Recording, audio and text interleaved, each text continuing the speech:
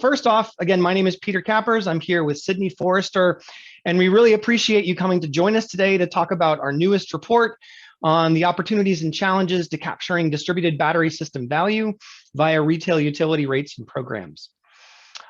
Sydney is going to be presenting today. While she's talking, please use the Q&A function to submit any questions you have as you go along. She said it's probably going to be about 30 to 35 minutes of sort of formal comments on the presentation, and that'll leave us a fair amount of time at the end to field any and all questions you have. So please do use that Q&A function as we go through, and look forward to the conversation at the end. So with that, take it away, Sydney. Thanks, Pete. Pete and I, again, like Pete said, this report came out at the end of December, and it is available via this link. And this is being recorded and will also be available at the same place later on. So I quickly just want to start with a bit of an anecdote. So I'm not even really on social media, but I even heard about that myth that was going around a while ago, talking about how, you know, humans only use 10% of your brain. There's even a big Hollywood movie with Scarlett Johansson that basically explored the possibilities if you could use the full 100%. So again, while this 10% of your brain thing was not true, this is sort of true when it comes to distributed energy resources and batteries in particular, which have a lot of potential. So I guess when I think of the closest I could become to Scarlett Johansson, I think about how we could better utilize our distributed energy resources for grid value. So briefly, this is the outline. Like Pete already mentioned, the formal presentation will be around 35 minutes with plenty of time, like 20 minutes for conversation, questions and answers, etc. So first going over the background and motivation, then the two different tools we'll be talking about that utilities have, namely rates and programs to better capture battery value.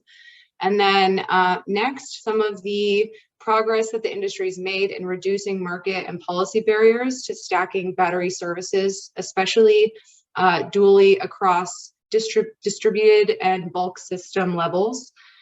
Then we run through a couple of high-level case studies for how this sort of dual participating battery could hypothetically function in the near future, and then just some takeaways.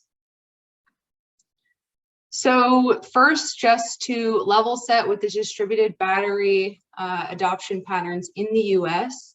So this is from Wood Mackenzie, and it shows actual adoption levels in addition to projected.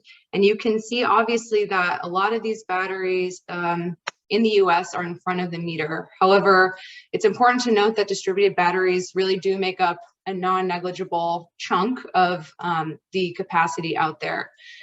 And of this chunk, there are a lot of residential systems, most of which actually our colleagues have some work on this, are also paired with solar. So that's just to get a good idea of the market out there. So what is driving this adoption? I'm sure many of you know, but there are some federal and state level policies and incentives out there. So when paired with solar, for example, you can access a tax credit. At a state level, there are also things like storage targets, studies, incentives, etc. And then in FERC jurisdiction, there are some market rule changes that are essentially allowing for more even competition participation with batteries and with distributed energy resources, which we'll talk about later. And also separately, there are some markets that have new products, which could be new value streams to batteries, like ramping services or flexibility services. Honing into utility level, you have a few different things going on. You could have, for example, utilities including batteries in integrated resource planning or advanced distribution system planning. But also probably more of an impact you get from rate reform. So for larger, usually commercial industrial customers, they might be under different demand charges. And if high enough, batteries can effectively reduce those demand charges by curtailing that peak hour or so monthly. And at a smaller, for smaller customers like residential and small commercial, you might have different rate reforms mostly focused on changing compensation for solar that would impact essentially the indirect incentive to adopt batteries. So when you think of that, you could think of examples like in Hawaii, which now either disallow net solar exports or either compensate net solar exports at a rate far lower than imports or the retail rate. And this is net billing. So you also see that in a bunch of different states, also more recently, California. So this other category, don't be fooled by putting it last. It is a huge driver. So things like cost declines obviously matter, just availability by solar developers with storage attached. But most importantly and most significant, especially in the past few years, resilience has been the main driver of distributed battery adoption. And that's because for these small customers, again, you see that residential make up the majority of the distributed battery market. Usually, even with these rate reforms, with the different incentives, it might not pencil out to adopt storage on its own. So that shows that there's an extra incentive, which maybe is not so easily quantified with resilience. And that also shows, again, with this last market report by Wood Mackenzie, I think they said that in the residential space, the top 3 markets were California, Puerto Rico, and Texas. And one thing in common with all of those places is different resilience issues and loss of power incidents. So with California, you had the public safety power shutoffs with wildfires. Puerto Rico has a lot of extreme weather with hurricanes. And Texas, most recently last winter, had that big winter storm, which knocked off a lot of customers offline and also just has some high scarcity pricing in the summertime as well. So one thing before I move on to the next slide is just that in all of these cases, so take the example of adopting batteries for resilience with no other price signals, that battery is sitting idle for the majority of the year and only really performing its main function when there is some sort of contingency. And even for these rate reforms, like for example, anything incentivizing increased self-consumption of solar and decreasing net exports, you're still sort of maximizing that self or customer value that may or may not align with grid value. So there's a lot of potential here. And part of the reason there's so much potential is also just by the nature of batteries themselves. So this is also fairly well understood in the literature, but batteries can perform a suite of services. And in the past, in the energy industry, there have been sort of these clear lines, clear roles cut out for generators, load, transmission, distribution. And the thing is with batteries is it kind of transcends all of these. So it can look like load when charging, it can look like supply when discharging, and it can also create a bunch of different value that looks similar to some services not competitively procured through more traditional like thermoelectric generators, like reactive power services, and also things like wire services more traditionally provided by transmission distribution and recovered through the rate base. So there's a lot of potential here, and batteries are also particularly well equipped to respond quickly and accurately. And the one downside, of course, is that they are duration limited. So they are limited by the kilowatt hours that they can store. So I'm not going to go over this whole table, but in the report, we do talk about just the different services it can provide. They're broken up roughly into services that are competitively procured. So that's your sort of traditional energy capacity and bulk system ancillary services, in addition to services that are not competitively procured. These are some reactive power services, black start services, and also, again, those wire services. And just the one thing we do emphasize is that each service has sort of a different level of value, a different frequency in which they're required, a different duration of response, and also a different commitment lead time that all impacts whether or not it might be worth it for a battery owner or a small battery owner to participate, even if these services were available to them to participate in.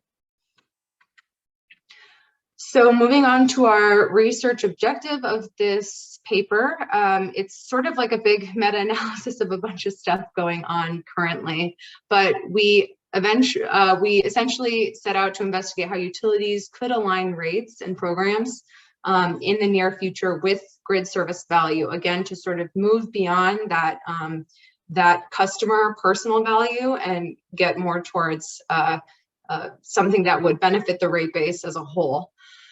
So doing this would provide value for both the rate base and as well as the customer.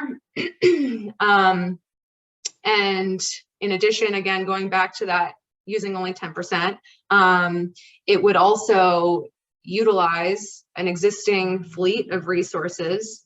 And more than just utilizing existing resources, you could also essentially create transparent value in places where the value is very high, and essentially use a if they build it, they will come attitude and encourage adoption where most helpful. So we also in this report talk about the progress that the industry's made in different policy and standards changes, but also the different implementation challenges that remain, and the consequent trade-offs between usually something that's very simple versus something that is more complex, but also has more accuracy or can provide more services. So we talked through all of that, and the audience of this paper is really policymakers and utilities, and that's due to a few different reasons. One being that utilities already have these tools, again, rates and programs, to create price signals. They also it'll be in their best interest to understand the dynamic operation of these DERs a bit more as the penetration increases.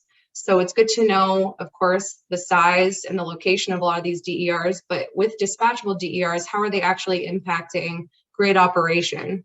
So that's at the very least. At the most, though, this also provides an opportunity for what is the potential and how do we actually use these DERs, use these price signals to guide these DERs to actually create grid value. But again, at the very least, to make sure that they don't create any adverse grid effects. And finally, utilities also do have already points of communication with their customers. We talk later about some advanced programs, but these third parties do indirectly or directly communicate with utilities as well. And then finally, they do have some coordination with bulk system operators, though it's currently fairly little. But and policymakers. So the last thing is that with policymakers, there's just a lot of other things going on that this should work in parallel with, or can also, in some cases, promote. So different things like clean energy targets, clean peak standards, DER targets, any long-term planning, and any sort of longer-term goals with rates, with utility infrastructure, et cetera. So launching into the two different utility tools that we talk about briefly. So first, our utility rate structures. So this is a simplified diagram of just how you could see various rate structures. So when we're talking about smaller customers, we mostly see flat rate structures. So again, what you can see here is a low price day, a medium price day, and sort of an event day, and what the peak hours look like. So here you see, obviously, with flat volumetric pricing, there's no change regardless of hour. With something like critical peak pricing, it's somewhat similar to a demand response in that you get a day ahead notification, and you can essentially reduce your net load on that high priced hour of an event day. So it's not a daily thing, it's more focused on events. Now, when it comes to day-to-day, most common is time of use pricing, where you have usually one or two additional pricing periods. So like in California, I think there's an off-peak, on-peak, and then like a mid-peak. And you essentially have different prices that reflect general cyclic patterns. A little bit more complex is the variable time of use rate, which is when the time periods are set, but the prices depend on day-ahead energy prices. And then the more extreme, which is not represented here, is real-time pricing, where you have hourly variation, which is not super common. And then, of course, there are more than we have here. We mentioned demand charges, and there's also things like locational price adders that you could also incorporate into rates. So here on the right-hand side, you can see, this is 2019 data from EIA, but you can see that the vast majority of utilities did offer time of use rates. In addition, the majority of customers out there do have advanced metering infrastructure.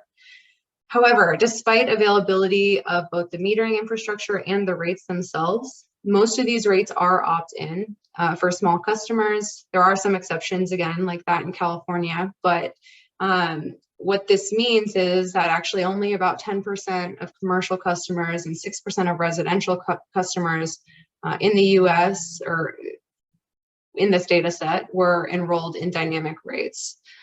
So the takeaway here is that even if you create a dynamic rate, the majority of these are opt-in, and then even so, there's nothing really stopping a customer from ignoring a price signal one day just because it's worth it to them to, say, run the dishwasher during a peak period. So it's really hard to incorporate this kind of customer behavior into grid planning or modeling without a better understanding of customer behavior, especially when you're dealing with dispatchable resources like batteries. So again, throughout this report, we do talk about trade-offs, and we go from, again, simple, which is something like a flat rate, which is something that, again, sort of like every customer can understand. You just go in, you pay your bill. There's a set dollar amount for the kilowatt hours that you use, and then there's some usual like fixed charge on your bill, but it's fairly easy to understand. And then, of course, once you start adding these more dynamic price signals, locational adders, et cetera, you do increase complexity, but you also become better aligned with grid value, and again, can sort of create a price signal where customers can provide these different temporal services. So shifting over to utility programs. So if rates aren't giving you as certain of behavioral change as you might need for a certain part of your grid, then utility programs have more set parameters and participation requirements and have more clearly defined carrots and more often carrots, sometimes sticks. And so in this report, when we talk about utility programs, we're talking about demand response, which has been around for a very long time, non-wires alternatives, which has come up more recently, and then very recently, there was kind of a big explosion of them in summer 2020 through 2021, but even before then a little bit, but virtual power plants. So this is still not completely uniformly defined, but you can think of these as demand side flexibility, wires, so transmission and distribution flexibility, and then supply side flexibility respectively.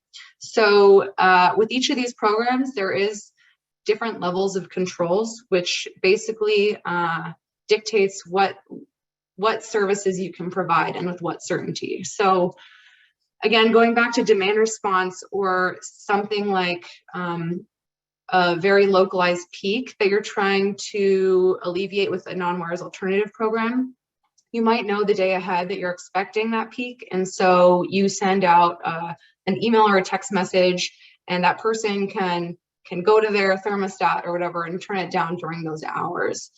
The issue with demand response is that sometimes for the retail programs, this can be technology specific. So you need central air with a thermostat, or you need a pool pump to participate. And if you're a battery participating, you can alter your net load down to 0, but you don't always get compensated for net exports, even if the system would benefit. With Nonwires alternatives, again, that's super locationally specific. And then again, with virtual power plants, now you're moving into programs that have far higher levels of control. So on the other end, so you have manual on one side, on the other end, you have something like direct control, where you have more dynamic control and communication.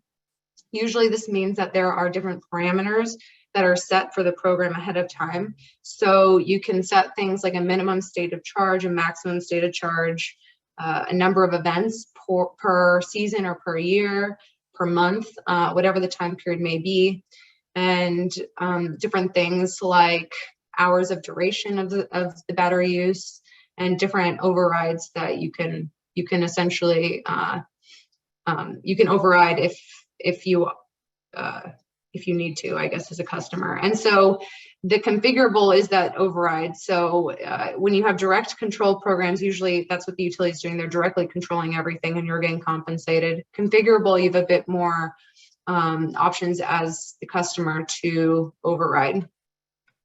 So here we also talk about similar trade-offs between, again, simplicity. So simplicity would be something like manual response, day-ahead notification, no sophisticated controls, no sophisticated communication, and you can get very sort of coarsely defined peak periods that you can get response to those.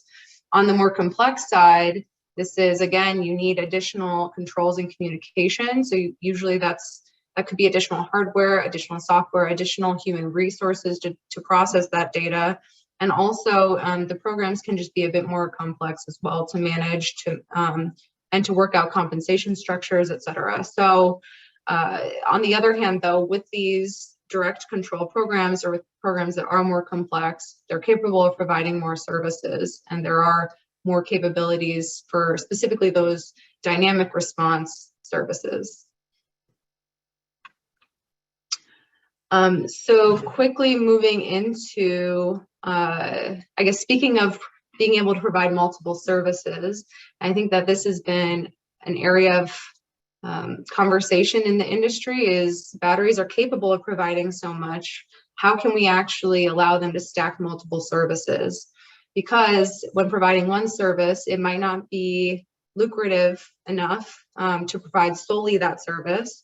And also, again, along a similar vein with the providing resilience, if you're providing some peak service, then essentially you might have the battery sitting idle for a bunch of hours of the year when it could otherwise be providing other value.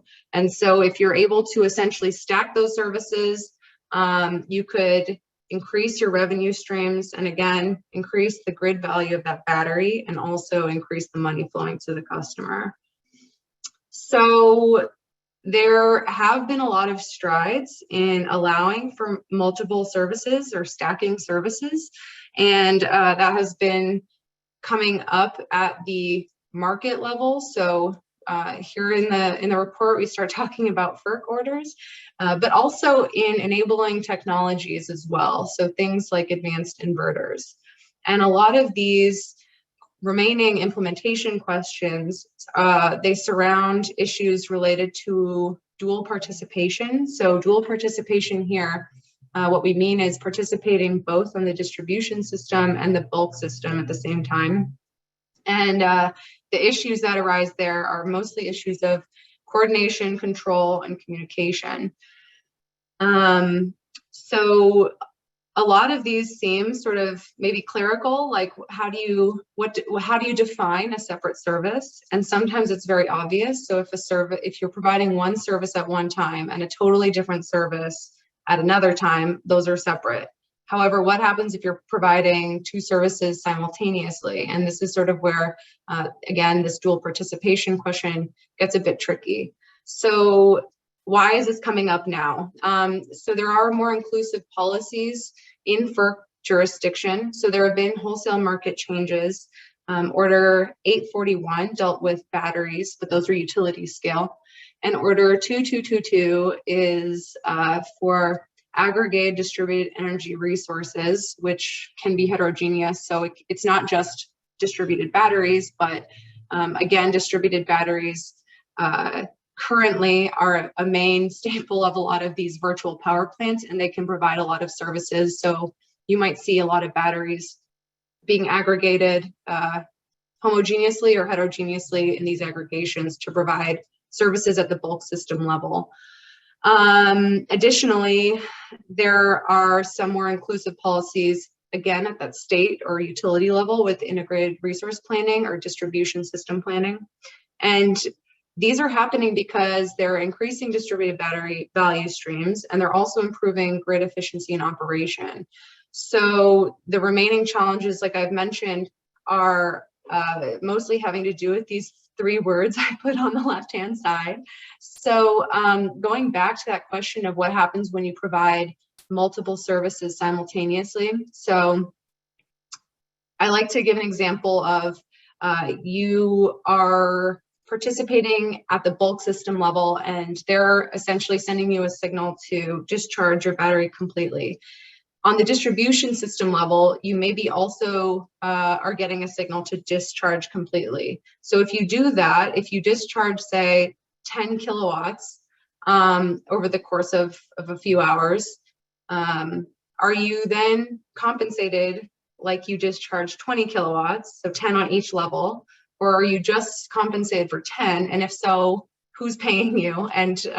And so this sort of goes into the questions of, are they two separate services because they're on two separate grid levels, or are they not? And I don't think that there is a solid answer to that at this point.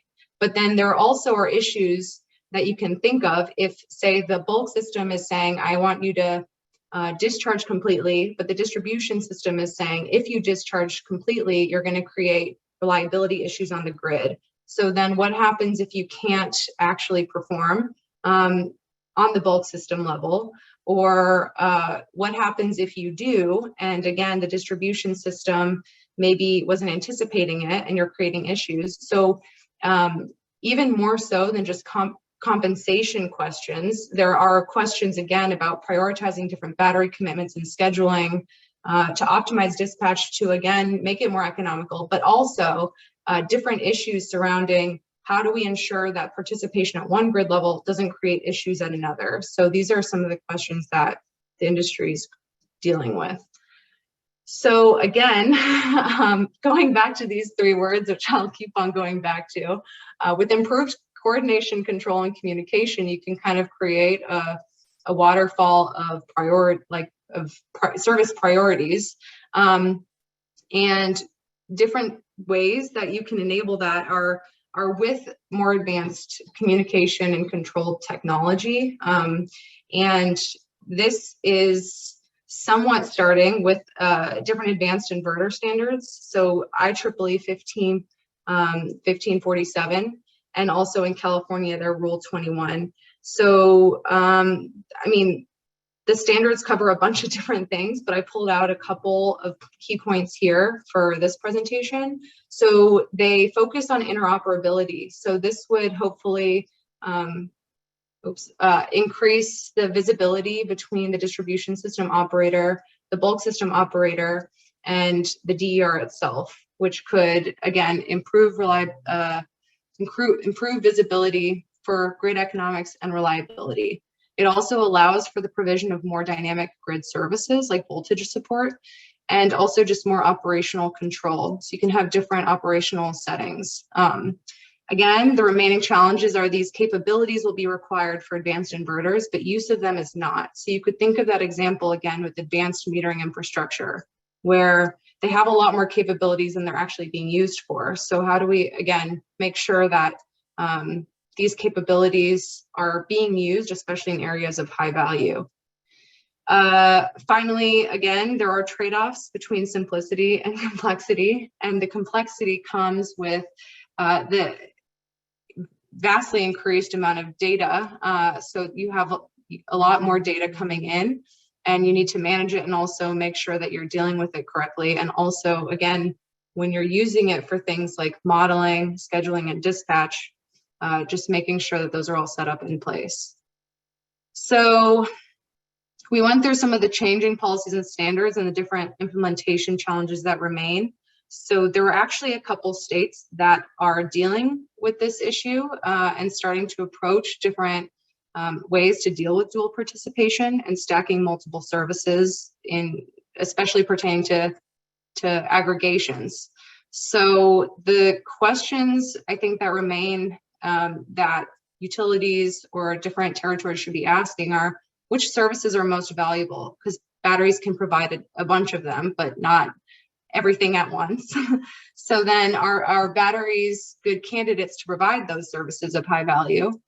And if so, how long and how frequently will the service be required? So if it's high value and it's continuous, you might not even need to worry about stacking services. But again, if it's just a little value here, a little value there, then you might need more coordination. Excuse me.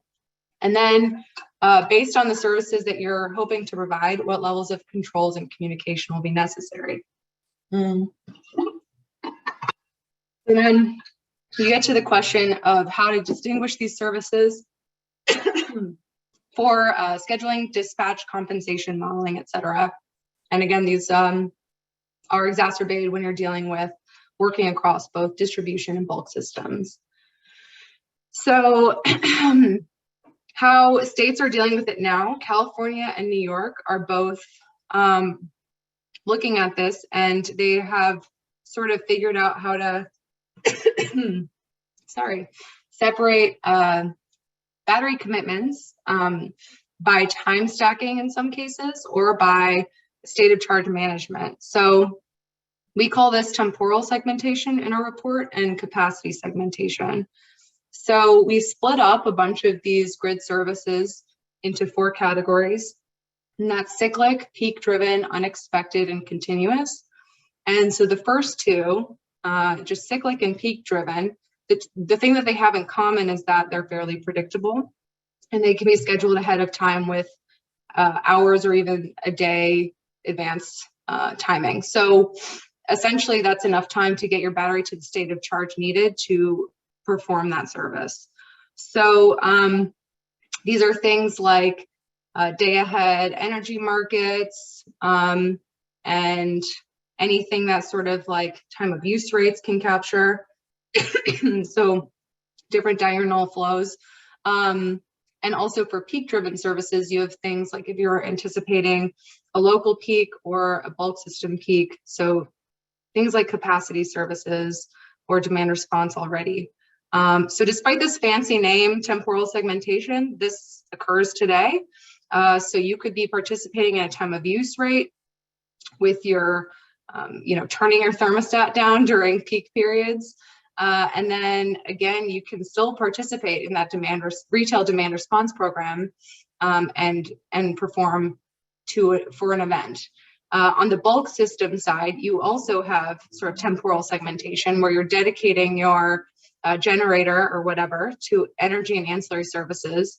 And then also you can bid into the capacity market as well and just make sure that you're not doing both simultaneously. But anyway, so in the near future, you could have dual participation, which could essentially be any combination, again, distribution, bulk system, as long as they're during discrete and different periods of time. The one exception does exist with if you're using your battery behind the meter and getting compensated via net metering, so you're using it in conjunction with your solar system, just because you're essentially getting compensated for every single kilowatt hour you're charging and discharging under that retail rate. So that disallows you from providing a wholesale service. But again, with retail rates, you can still participate like in retail programs, and that's being done today. So for capacity segmentation, moving to the second 2 categories of continuous or unexpected, these are services that require dynamic, continuous service or instantaneous response that essentially you can't anticipate or you can't really plan for ahead of time. So Something that is continuous, frequency regulation, for example, is fairly energy neutral. So you charge and you discharge, and that all happens within a set band. So you can actually bid in, say, a portion of your battery, and it can maintain that state of charge kind of on average, just providing those small increases and decreases. Unexpected are things like if you're using it for reserves or any sort of local reliability. And that is if it's worth it to, again, sort of preserve a portion of your battery for that service. So again, despite the fancy name that we give it, this is already done. And a lot of residential customers that have batteries reserve a % of their state of charge just to maintain battery health, or in the case that they have small issues with reliability, like power quality issues, or they go out for a few seconds or a few minutes. And again, this sort of, when you're thinking about dual participation and other examples, this could just be something like this, where you say if you have an aggregation with half a megawatt of distributed resources altogether, you can just essentially play around with 20% of the state of charge of all of them, and you have 100 kilowatts to bid into frequency regulation markets. And then you can, you have the rest of the battery to do whatever you want with it. So now, again, we're at the end of the presentation, and we wanted, just because things were very, they weren't hypothetical because these are conversations currently happening, but we wanted to sort of apply this to 3 realistic high-level cases. So in one case, we have this example of insufficient generating resources. So what this means in terms of battery value is you could have increased capacity value in places with resource adequacy or capacity markets.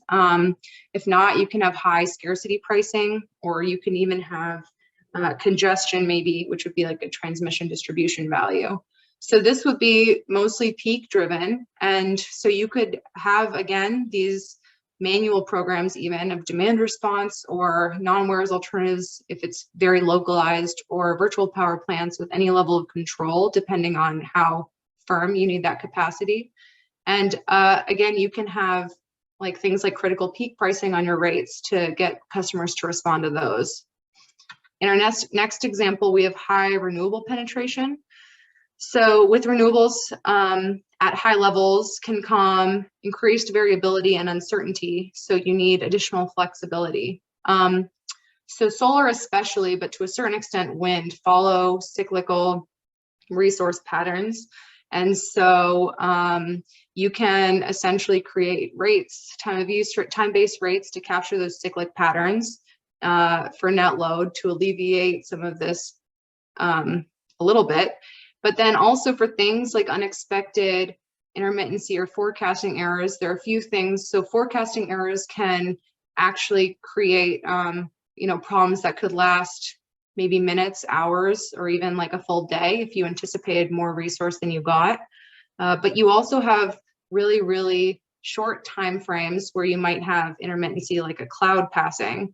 And so storage might be able to help in either one of those cases, again, either in participating in something like energy or ancillary services, or again with intermittency that can create large voltage swings, just reserving a portion of that capacity for something like a virtual power plant, and essentially provide reactive services, which some virtual power plants are experimenting with. So we might see that more and more, and that would be paying for like the kilowatt committed to the program, because obviously reactive power is not real power, so you're not being paid per kilowatt hour.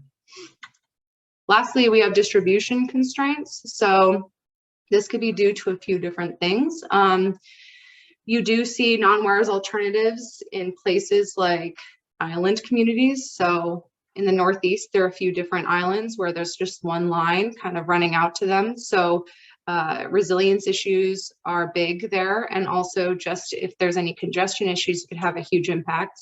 There's also places where there's very high levels of renewable energy off of long radial feeders, for example, that might create very, very locationally specific issues. And then also just issues with things like load patterns changing, aging infrastructure, et cetera. So in all these cases, the value is very location specific. And also that value might have nothing to do with market price signals or bulk system needs.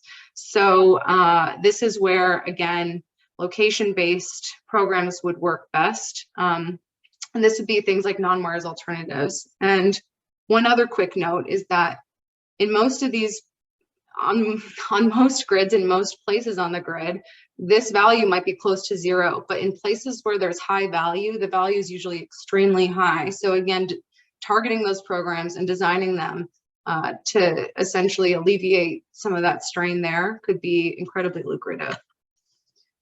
So last few slides, the main takeaways, resilience and other drivers will continue to increase distributed battery adoption, especially in the residential sector, even where not necessarily cost effective. So we need essentially some changes in the compensation, we need changes such that the rates and the programs align with grid value to, again, expand beyond personal value and create more societal value.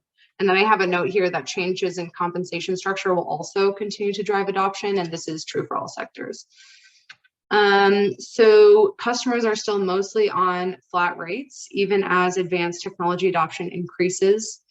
And so this is the point I just made, aligning rates and programs with grid value can bring value not only to the grid, but to the customers themselves. And oh yeah, and then also drive beneficial adoption and operation of the batteries. So capabilities and opportunities to participate at the bulk system level are increasing, especially in FERC jurisdiction. So with changing wholesale market rules, essentially aggregations might start popping up. And this would, at the very minimum, force distribution system operators to address dual participation issues and understand better what these resources are doing in more real time.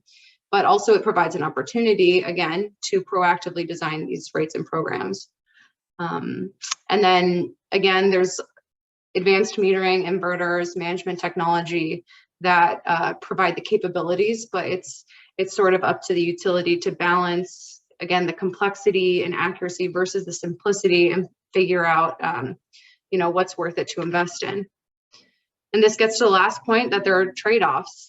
So there are various considerations. Obviously, battery adoption levels are a huge one, but there's also things like different grid constraints and different value on the grid, and also the enabling software, hardware, communication technology out there.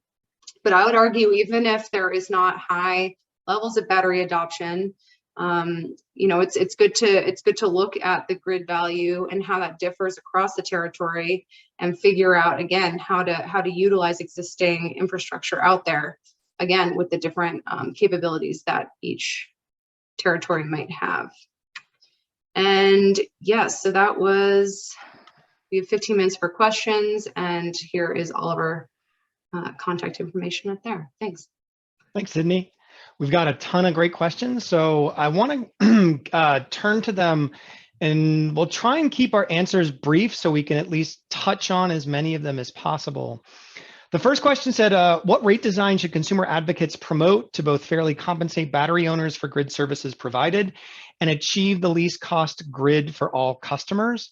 Sydney, I'll just field this one really quickly. I think if you go back 2 slides to your very last point, I think we probably should have added, there are trade-offs between fully maximizing distributed battery utilization and cost simplicity and risk, right? And I think from the consumer advocate perspective, that may be one of the key things for folks in that stakeholder group to really be considering is, what does this trade-off look like?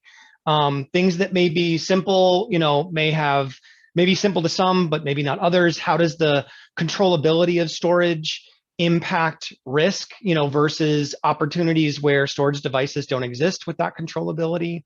So I think the long and short answer to your question is there is no one size fits all. It really is dependent on a lot of different things, but risk to me is sort of the key thing to sort of be thinking about in what you want to advocate for from a portfolio of rates and programs as it relates to storage. Anything to add to that, Sydney? No, I think what goes off of what you just said is just that it's also important to take stock of just what's currently out there. Like how much, I guess, marginal or additional work do you need to get to a point where you can use these resources? Great. So next question, are there certain rate or program designs or design elements that might have implications on the specific types of storage technology deployed? In other words, like, could our design decisions made today, do those create limitations on the deployment of particular technologies that might be more useful in the future? I guess when you first read the question, I interpreted it one way, and then when you said the thing, I changed my mind. So the first way I interpreted it was like, how much do rates actually impact DER adoption more generally? Okay.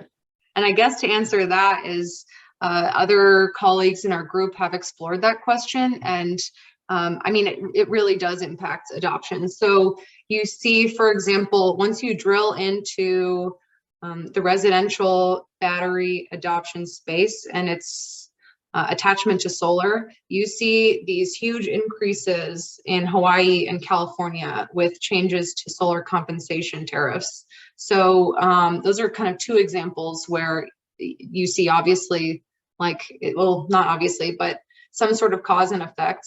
And then what was the second question about technology in the future? I think it's sort of, are there particular types of storage technologies that current rate or program designs that are implemented, those might suggest particular types of technologies that are not necessarily consistent with the technologies we might need down the road? Okay, I see. Yeah, I think that there's a general push towards making things more technology agnostic. So here we did talk about, we should have mentioned this up top. What we're talking about when we're talking about battery storage is lithium ion 2-hour duration batteries, just because that is what is commercially available. I think that with different technologies come different things like duration and also how quickly they can respond. And there are going to be different services that those are better suited for, maybe. But I think that with these changes at the market level and participation rules, it is sort of gearing more towards a focus on the service as opposed to the focus on the technology. So we do focus on one technology, but I don't think that it necessarily hinders adoption of another. Okay, thanks. Next question. What's the best way to encourage utilities to promote, or at least not block, privately owned or aggregated behind the meter energy storage as a non-wires alternative for increasing their per circuit DER hosting capacity?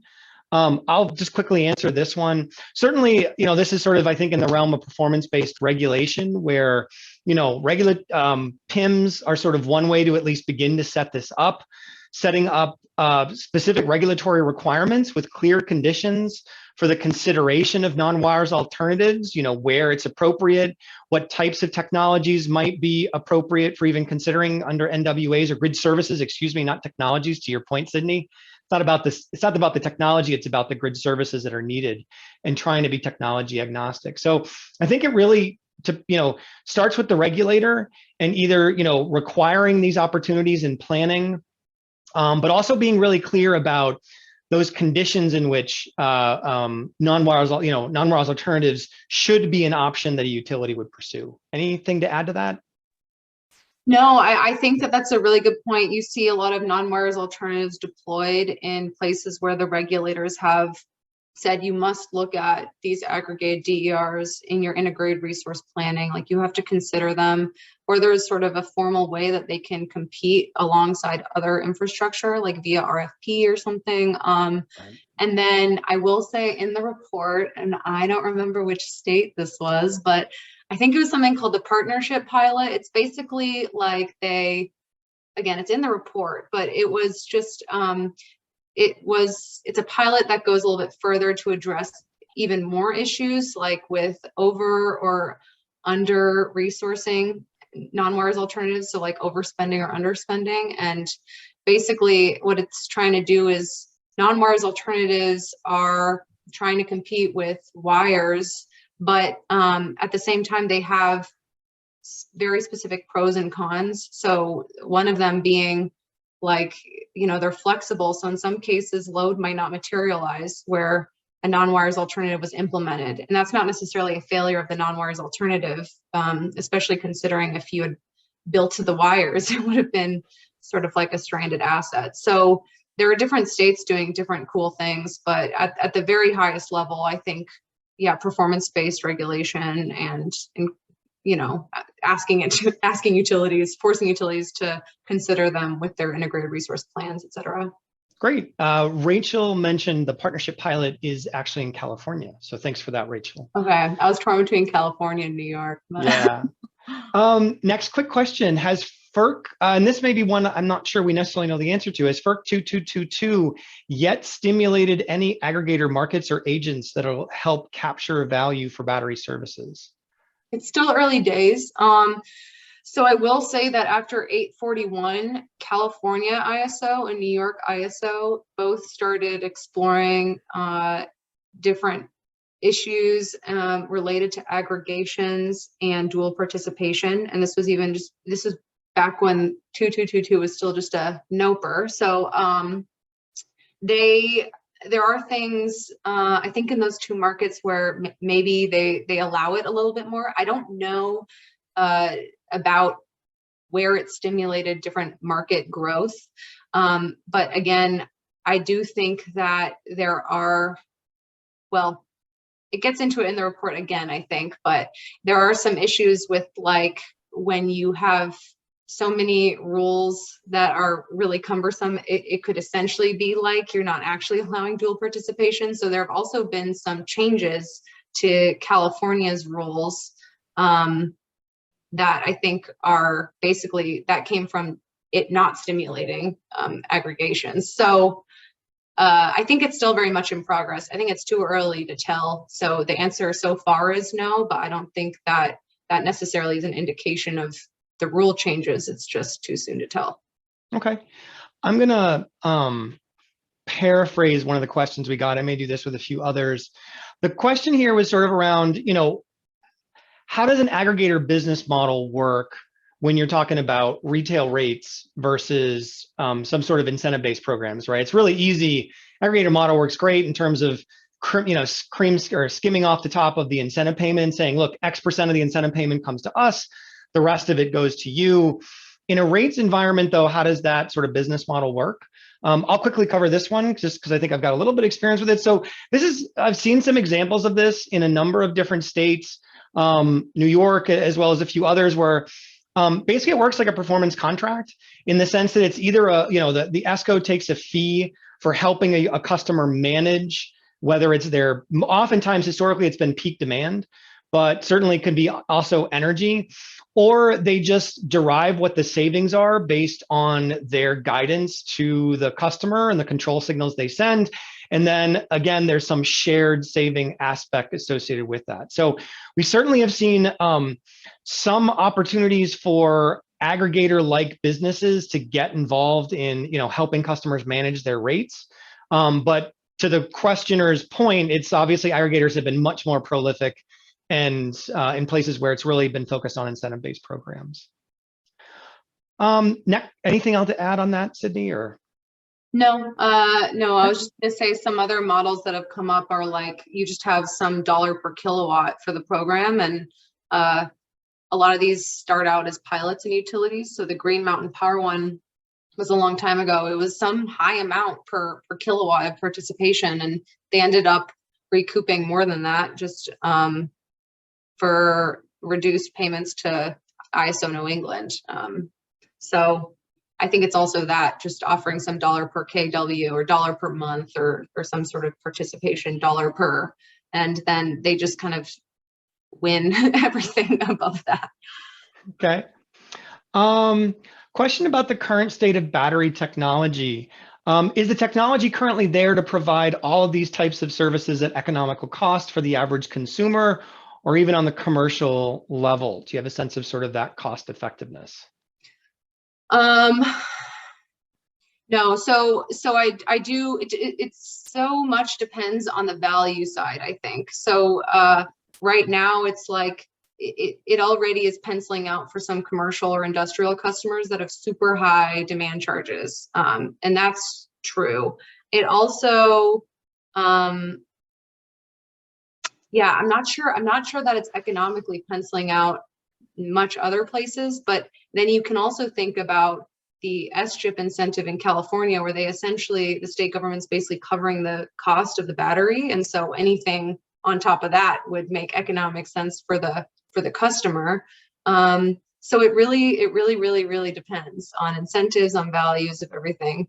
But one quick note, I guess, and I think that the sort of the last frontier and something that these programs are just now addressing there are some programs that are focusing on like using interconnection requirements to essentially cap the sort of a maximum net exports.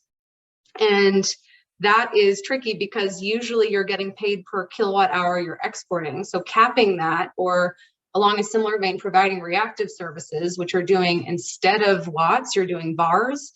That's also typically not compensated. So there's now this movement towards like, how do we actually value that out? Because that currently isn't really done. So, I mean, it is being done a little bit here and there. All right, we got 2 minutes left. One quick question regarding coordination, control, and communication. It gets even more difficult between the priorities and compensation questions at different levels. If you also include things like customer microgrid load aggregators and distribution bulk grid needs. So the question is ultimately which stakeholder rules the storage asset and how is the compensated value determined? I see that a little bit as a rhetorical question, but I suppose. Yeah. Well, FERC, I like read a bunch of comments and rulings of FERC for the 2222, and essentially there will, I think, be some sort of big red button that the distribution system operator can push if something is going to cause any sort of contingency issues on the distribution grid. If it were to respond to a bulk system level thing, then that would, like, I guess the distribution system reliability trumps that. But then the aggregator takes a hit. So if that's the case, that's another thing that FERC said, is if, say, there's congestion and me with my battery on one side of the grid, I actually cannot physically move my electrons to the bulk system level, the aggregator takes that hit. So that's not an excuse for non-performance. So it's going to be interesting to see what happens. That actually answers, that last part sort of answers another question we had about sort of the challenges between DSO, ISO, and the aggregator, within, like, let's say a virtual power plant situation, sort of who ultimately manages the risk, right? Who's responsible at the end of the day, who has the final say, and then what are the financial penalties associated with non-performance? So great. Yeah. Well, we are at the top of the hour. Really appreciate all of the insightful questions folks had. We will be posting a recording of today's webinar as well as the slide deck itself to our website. I listed that website out in the chat. So please go look for it within the next week or so. But again, thanks for your time. We really do appreciate you all coming out today and listening to us talk about this paper that we're really excited about. And with that, have a wonderful rest of your day, everyone. Thank you. Yeah, thank you all so much. Thanks, Pete.